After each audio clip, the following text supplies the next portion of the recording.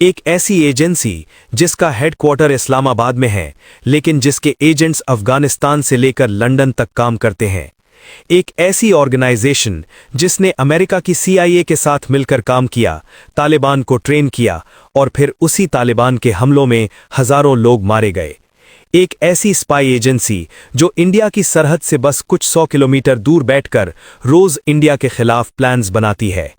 ISI, inter services intelligence, ये पाकिस्तान की खुफिया एजेंसी है और आज हम इसकी पूरी कहानी आपको बताने वाले हैं, शुरू से लेकर आज तक।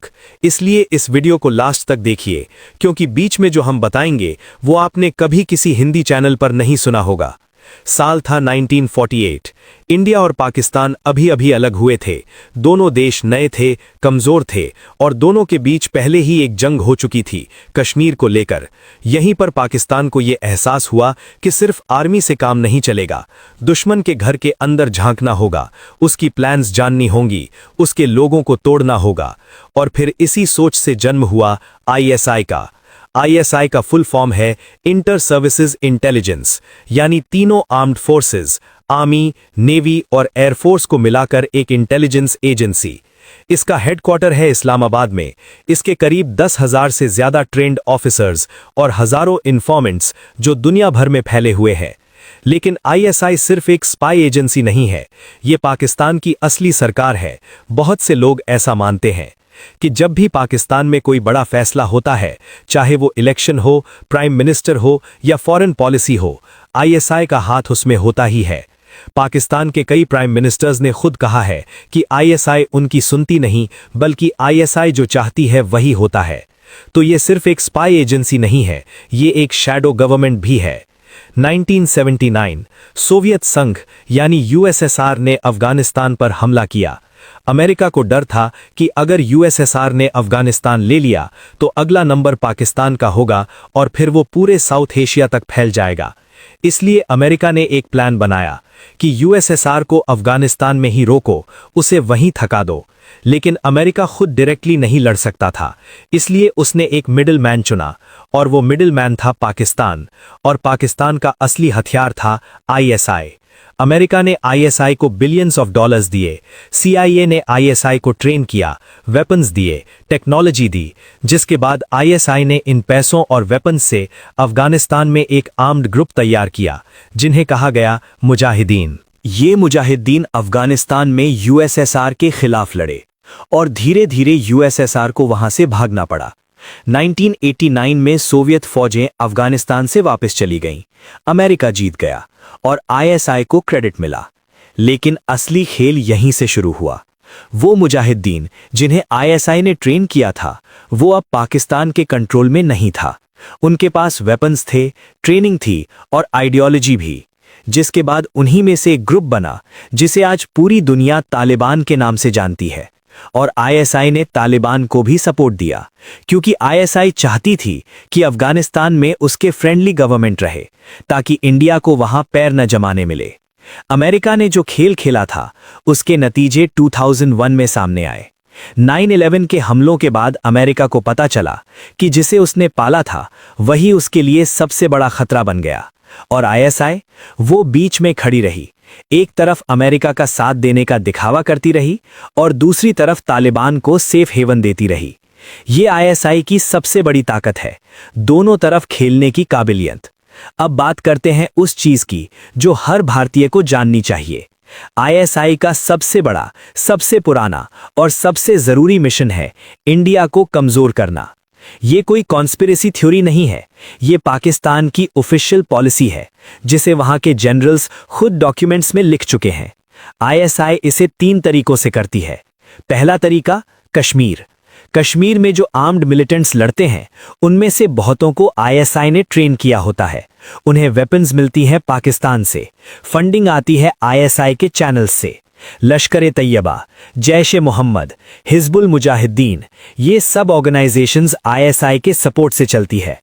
इंडिया ने बार बार इसके सबूत इंटरनेशनल कम्युनिटी को दिए हैं, लेकिन पाकिस्तान हमेशा मुकर जाता है, क्योंकि ISI का काम ही यही है, ऐसे ऑपरेट करना कि डायरेक्टली कोई प्रूफ न मिले। दूसरा तरीका, 26/11, 26 नवंबर 2008, मुंबई। 10 ट्रेन टेररिस्ट्स समुद्र के रास्ते मुंबई पहुंचे।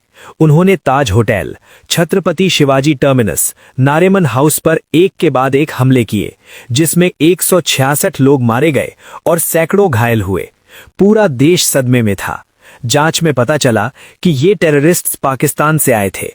इनकी ट्रेनिंग हुई थी पाकिस्तान में और इनका हैंडलर था पाकिस्तान में बैठा एक शख्स जिसका नाम था ज़कीउर रहमान लखवी। लखवी लश्कर तैयबा का ऑपरेशनल कमांडर था और लश्कर को आईएसआई का डायरेक्ट सपोर्ट मिलता है। इंडिया ने सबूत दिए जो दुनिया ने माना भी, लेकिन लखवी पाकिस्तान में आज भी आजाद घूम रहा है। उसे सालों बाद जाकर एक और केस में अरेस्ट किया गया। ये आईएसआई की शक्ति है, वो अपने एसेट्स को बचाती है, चाहे कितने भी सबूत क्यों ना हो।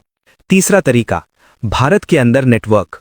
आईएसआई सिर्फ बाहर से अटैक नहीं करती, वो भारत के अंदर भी काम करती है। इंडियन इंटेलिजेंस एजेंसीज ने पिछले कई सालों में आईएसआई के हैंडलर्स को ट्रैक किया है, जो इंडिया के अंदर बैठे इन्फॉर्मेंट से कांटेक्ट करते थे। WhatsApp, encrypted apps, fake social media accounts, ISI इन सब का यूज करती है इंडिया में प्रोपेगेंडा फैलाने के लिए, कम्युनल टेंशन बढ़ाने के लिए और सेंसिटिव इंफॉर्मेशन कलेक्ट करने के लिए। 2016 के पठानकोट अटैक, 2019 का पुलवामा, इन सब के तार पाकिस्तान तक जाते हैं और पाकिस्तान का मतलब है आईएसआई। लेकिन क्या इंडिया ने चुपचाप बैठकर सब सहा? नहीं। इंडिया की अपनी स्पाई एजेंसी है, raw, research and analysis wing.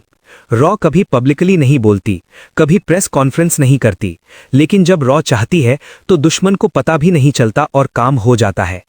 ISI और रॉ के बीच एक साइलेंट वॉर चलती रहती है, हमेशा पर्दे के पीछे। पाकिस्तान में रॉ के एसेट्स ने कई बार ऐसी इंफॉर्मेशन दी जिसने इंडिया को बड़े अटैक्स से बचाया। बलूचिस्तान में जो मूवमेंट चल रही है, उसमें रॉ का हाथ होने का आरोप पाकिस्तान लगाता रहा है। 2019 में जब इंडिया ने बालाकोट एयर स्ट्राइक की, तो वो सिर्फ एयरफोर्स की कामयाबी नहीं थी, उसके पीछे इंटेलिजेंस थी, एक्यूरेट, वेरीफाइड इंटेलिजेंस। रॉ और आईएसआई की ये लड़ाई कभी खत्म नहीं होगी, क्योंकि जब तक इंडिया और पाकिस्तान के बीच टेंशन है, दोनों की स्पाई एजेंसीज एक दूसरे के खिलाफ काम करती रहेंगी। आईएसआई की ताकत क्या है? पहली बात, आईएसआई को पाकिस्तान की आर्मी का फुल सपोर्ट मिलता है। पाकिस्तान में आर्मी ही असली पावर है और आईएसआई आर्मी का हथियार है। दूसरी बात, आईएसआई के पास रिसोर्सेज हैं। सऊदी अरेबिया से फंडिंग आती है, चाइना से टेक्नोलॉजी मिलती है और अमेरिका से जब जरूरत पड़े कोऑपरेशन भी मिल जाता है। तीसरी बात, आईएसआई प्लॉजिबल डिनायबिलिटी में एक्सपर्ट है, यानी काम करो लेकिन ऐसे कि ऑफिशियली कोई प्रूफ ना रहे। लेकिन आईएसआई की कमजोरियां भी हैं।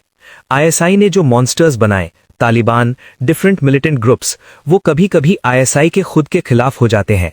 पाकिस्तान में टीटीपी यानी तहरीक तालिबान पाकिस्तान ने आईएसआई के ऑफिसर्स तक को निशाना बनाया है और अब इंटरनेशनल प्रेशर बढ़ रहा है। एफएटीएफ यानी फाइनेंशियल एक्शन टास्क फोर्स ने पाकिस्तान को ग्रे लिस्ट में रखा। दुनिया जान रही है कि आईएसआई क्या करती है। आईएसआई आज भी ताकतवर है, लेकिन उसकी ताकत धीरे धीरे चैलेंज होने लगी है। तो ये थी आईएसआई की पूरी कहानी। एक ऐसी एजेंसी जो सीआईए की मदद से बड़ी हुई, जिसने तालिबान को जन्म दिया, जिसने इंडिया के खिलाफ दशकों तक प्रॉक्सी वॉर लड़ी और जो आज भी एक्टिव है। अब एक सवाल आपसे, कमेंट में बताओ कि आपके हिसाब से कौन ज्यादा डेंजरस है, आईएसआई या मोसाद? नीचे कमेंट करो और अगर आपको लगता है कि ये वीडियो किसी को देखनी चाहिए तो शेयर करो। सब्सक्राइब बटन दबाओ और बेल आइकन ऑन रखो